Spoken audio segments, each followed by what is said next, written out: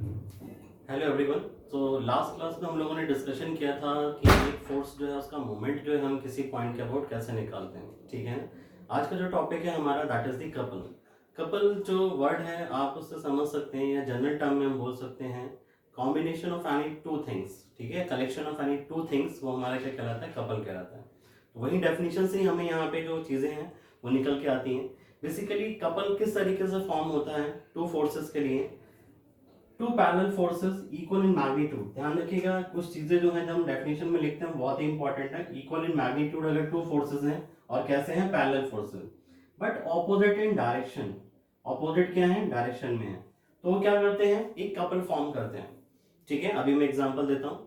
लेकिन आपने देखा होगा कि डे टू डे लाइफ में हम लोग कई सारे एग्जांपल्स जो हैं या कई सारी चीजें ऐसे करते हैं जो हम मैकेनिक्स का यूज वहां पे कर रहे हैं, लेकिन हम नहीं वो एग्जैक्टली पता नहीं होता है कि यहाँ पे हम कौन सा कॉन्सेप्ट एग्जैक्टली लगा रहे हैं उसे यूज करने के लिए। जैसे होता है कि कपल को हम अनजाने जाने अनजाने में कई जगह यूटिलाइज करते हैं। जैसे कि अगर हम किसी लॉक को ओपन या क्लोज कर रहे होते हैं तो उस केस में हम क्या करते हैं, एक की को उसके अंदर अपने फिंगर्स से उसके ऊपर फोर्स अप्लाई करते हैं, and that force is exactly we are applying a couple on that key to open और क्लोज दैट पर्टिकुलर लॉक। इसी तरीके से हम पानी पीते हैं, किसी बॉटल का ढक्कन जो है या उसका कैप जो है जब हम उसे ओपन करते हैं तो उस पर भी हम क्या करते हैं, अपनी फिंगर से कपल जो है उसको लगाते हैं, चाहे हम उसे क्लोज कर रहे हो चाहे ओपन कर रहे हो। इन द सेम वे जैसे हम वाटर टैप्स जो होती हैं, ठीक है, उनको ओपन या क्लोज करते हैं, ठीक है, तो वहां पे भी हमें कपल अप्लाई कर रहे होते हैं।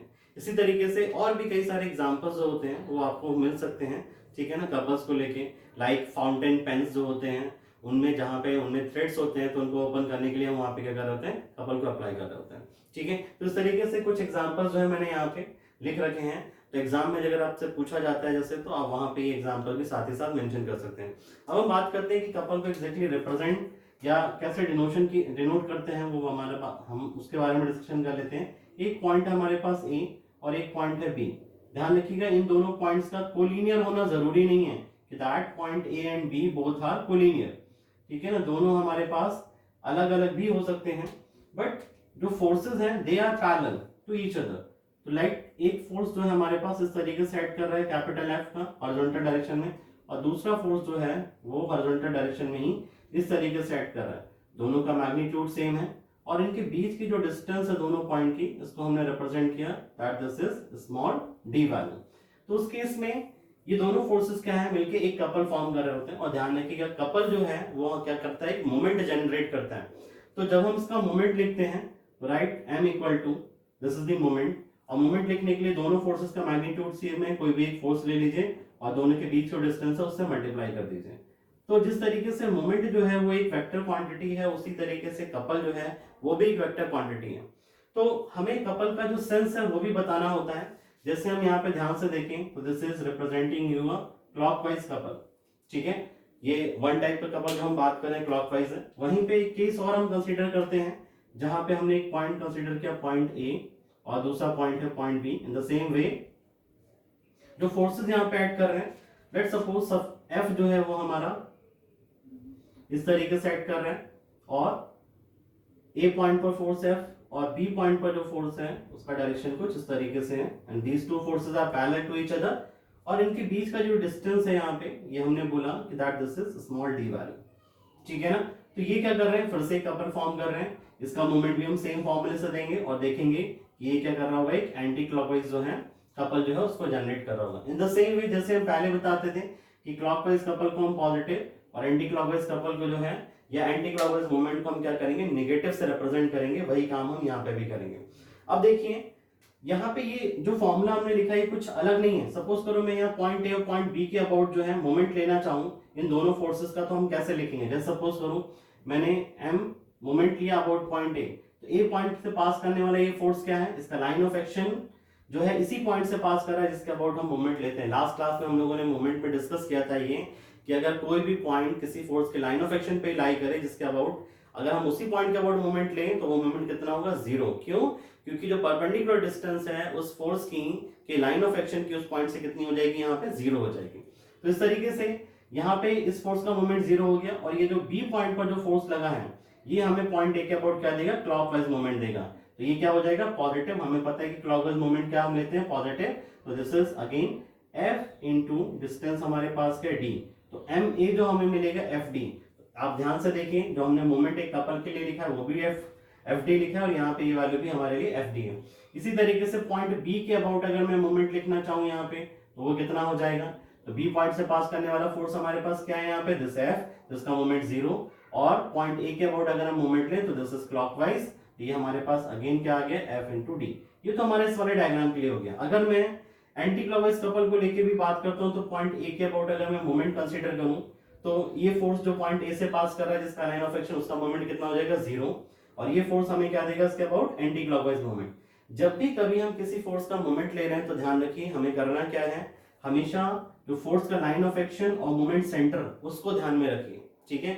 जिस फोर्स का मोमेंट ले रहे हैं वो फोर्स, उसका लाइन ऑफ एक्शन और मोमेंट सेंटर, कि किस पॉइंट के अबाउट हमें मोमेंट लेना है। जैसे सपोज करो हमारे पास यही एक पेन ही है, मैंने क्या किया, यहाँ पे इसको एक थ्रू होल कर दिया और एक नील लगा दी। अब मैं इस पे एक फोर्स इस तरीके से अप्लाई करूं तो इसका रोटेशनल टेंडेंसी क्या होगा, ये ऐसे करके रोटेट करेगा, ठीक है ना, यानी कि क्या हो रहा है, क्लॉकवाइज डायरेक्शन में रोटेट हो रहा है। वहीं पे मैं एक फोर्स इस तरीके से अप्लाई करूं तो क्या होगा, ये एंटी क्लॉकवाइज डायरेक्शन में रोटेशन जो है वो करेगा, ठीक है ना। तो इस तरीके से मोमेंट सेंटर ऑफ फोर्स जो है उसका लाइन ऑफ एक्शन वो हमारे लिए जरूरी है मोमेंट कैलकुलेट करने के लिए। तो अगर मैं यहाँ पे ए पॉइंट के अबाउट मोमेंट ले रहा हूँ तो पहले वाले फोर्स का 0 हो गया, बी पॉइंट पर जो फोर्स इस पॉइंट के अबाउट क्या देगा, एंटी क्लॉकवाइज मोमेंट, तो क्या हो जाएगा, माइनस साइन के साथ F into D. In the same वे अगर मैं बी पॉइंट के अबाउट मोमेंट लूं तो बी पॉइंट से पास करने वाला फोर्स इस पॉइंट के अबाउट क्या देगा, 0 मोमेंट, क्योंकि वो इसी पॉइंट से पास कर रहा है, उसका लाइन ऑफ एक्शन, और पॉइंट ए से पास करने वाला जो फोर्स है वो फिर से क्या देगा, एंटी क्लॉकवाइज मोमेंट, तो this is F into D. यहाँ पे नेगेटिव साइन हमें बता रहा है कि जो मोमेंट है या इस कपल का जो मोमेंट होगा that is the anti clockwise, ठीक है।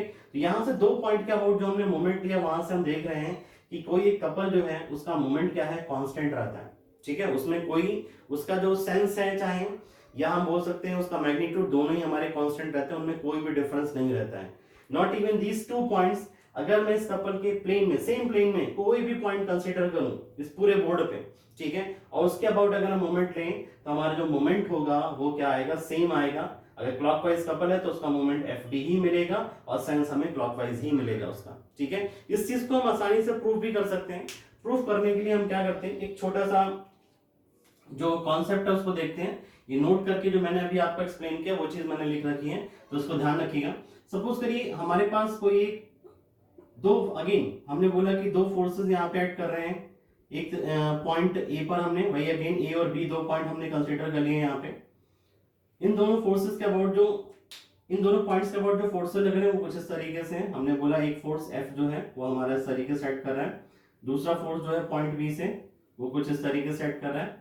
मैग्नीट्यूड दोनों का सेम है, डिस्टेंस हमने बोला यहाँ पे बीच में this is equal to what, small d value. हमने यहाँ पे 3 पॉइंट कंसीडर किए। एक पॉइंट सपोज करो मैंने यहाँ पे बोला O1 जो कि इस कपल के ऊपर की तरफ है, दूसरा पॉइंट हमने यहाँ पे सिलेक्ट कर लिया this is the point O2, और तीसरा पॉइंट हमने बोल दिया कि यहाँ पर O को आप O1 पॉइंट जो है उसको थोड़ा सा शिफ्ट करके कंसीडर करिए तो थोड़ा सा हमें डायग्राम ड्रॉ करने में आसानी हो जाएगी। दिस इज O1 O2, और हमने बोला कि एक पॉइंट और है वो हमने बोलते हैं यहाँ पे O3, ठीक है। अब इन सभी की परपेंडिकुलर डिस्टेंस हम थोड़ी देर के लिए अज्यूम कर लेते हैं। तो हमने बोला कि F1 से इस पॉइंट O1 की जो डिस्टेंस है यहाँ पे ये हमने बोला कि दिस इज समथिंग D1। इसी तरीके से जो ये वाला फोर्स है, नीचे वाला फोर्स B पॉइंट से जो ऐड कर रहा है, उससे इस फोर्स का जो डिस्टेंस है उसको हमने यहाँ पे थोड़ी देर के लिए बोल दिया that this is at a point of, at a distance of D2। In the same वे इस O2 का डिस्टेंस इस A पॉइंट से ऐड करने वाले फोर्स से हमने यहाँ पे D1 माना, और यहाँ से जो B पॉइंट पर फोर्स ऐड कर रहा है उससे इसका डिस्टेंस क्या मान लिया, D2। और इसी तरीके से ये जो बेसिकली यहाँ पे O3 पॉइंट है इसका डिस्टेंस जो है हमने बोला ये जो A पॉइंट पर ऐड करने वाले जो फोर्स है उसके लाइन ऑफ एक्शन से D1 है, और यहाँ पर जो B पॉइंट पर ऐड करने वाला फोर्स है उससे इसका डिस्टेंस क्या है, D2। तो अब अगर मैं तीनों पॉइंट्स के लिए अलग अलग मोमेंट लिखना चाहूं तो सपोज करो मैंने पॉइंट O1 के अबाउट, ठीक है, मोमेंट लिखा MO1, तो क्या होगा, ये फोर्स O1 के अबाउट क्या देगा, एंटी क्लॉकवाइज मोमेंट। ध्यान रखिएगा एंटी क्लॉकवाइज मोमेंट जो है उनको हम नेगेटिव और क्लॉकवाइज मोमेंट जो है उनको हम पॉजिटिव कंसीडर करके यहाँ पे चल रहे हैं। तो anti clockwise moment with the minus sign कितना हो जाएगा हमारे पास, this is F times of D1। इसी तरीके से ये पॉइंट बी पर एक्ट करने वाला फोर्स इस पॉइंट के अबाउट क्या देगा, क्लॉकवाइज मोमेंट, तो क्या हो जाएगा प्लस साइन के साथ में F टाइम्स ऑफ d2, क्योंकि d2 क्या है, इसके लाइन ऑफ एक्शन का डिस्टेंस है कहां से, O1 से। तो अगर हम यहाँ पे ध्यान से देखें, तो अगर मैं यहाँ से F1 को कॉमन ले लूं तो ब्रैकेट में हमारे पास बचेगा d2 माइनस d1, और थोड़ी देर के लिए आप इस चीज को यहाँ पे ऑब्जर्व करिए, तो MO1 की जो वैल्यू है हमें ये कितनी हो जाएगी, ये डिस्टेंस d2 में से d1 माइनस किया तो ये हमारे पास कितना बच रहा है, d के इक्वल, तो this is equal to FD। और इसका सेंस हमें पता ही कि इस जो कपल है इसका मोमेंट क्या, इसका सेंस क्या होगा यहाँ पे क्लॉकवाइज, तो हमारे पास क्या वैल्यू आ रही है, पॉजिटिव, तो ये हमारा सेंस यहाँ पे क्या बता रहे हैं, क्लॉकवाइज डायरेक्शन। इसी तरीके से अगर मैं O2 पॉइंट के अबाउट मोमेंट लिखूं, तो हम O2 पॉइंट के अबाउट मोमेंट लिख के देखते हैं, O2, तो ये हमारे पास हो जाएगा, अगेन ए पॉइंट पर लगने वाला फोर्स O2 के अबाउट क्या देगा, क्लॉकवाइज मोमेंट, तो F इंटू d1, डिस्टेंस है d1 प्लस साइन के साथ, और अगेन O2 के अबाउट जो बी पॉइंट पर लगने वाला फोर्स है भी क्लॉकवाइज मोमेंट देगा, तो प्लस साइन के साथ में F टाइम्स ऑफ d2। यहां से अगर मैं F को कॉमन ले लूं तो ब्रैकेट में हमारे पास बचेगा d1 प्लस d2, और ध्यान से देखिए d1 d2 जो है हमारे पास, this is the small d, ये d2 ये d1 दोनों को सम अप करेंगे तो किसके इक्वल आ जाएगा, स्मॉल d के इक्वल, ये वैल्यू आ गई हमारे पास किसके इक्वल, FD के इक्वल। इसी तरीके से अगर मैं O3 पॉइंट जो है उसके अबाउट मोमेंट कंसीडर करूं, this is the moment about point O2, अब हम मोमेंट लिख रहे हैं यहाँ पे, मोमेंट अबाउट पॉइंट O3, तो O3 के अबाउट अगर मैं ए पॉइंट पर लगने वाले फोर्स का मोमेंट देखूं तो क्या आएगा, क्लॉकवाइज, तो this is F times of d1, distance हमने क्या मानी है यहाँ पे, d1, ध्यान रखना जो सारे पॉइंट की डिस्टेंसेस मानी है, ए पॉइंट पर लगने वाले फोर्स से उनकी डिस्टेंस को d1 मानी है, और बी पॉइंट पर लगने वाले फोर्स से उनकी डिस्टेंस को d2 मानी है, ठीक है, तो आप आसानी से इसको प्रूफ कर पाएंगे। तो FD1, इसी तरीके से O3 पॉइंट के अबाउट बी पॉइंट पर लगने वाला फोर्स होगा वो एंटी क्लॉकवाइज मोमेंट देगा, ये पॉइंट ये फोर्स एंटी क्लॉकवाइज, डिस्टेंस कितनी है d2, तो this is F times of d2। अगर हम इसको F को कॉमन ले लें, ब्रैकेट में देखेंगे हमारे पास क्या बचा, d1 minus d2, this is d1 this is d2, दोनों का डिफरेंस इसके इक्वल आ जाएगा, this is equal to F times of d।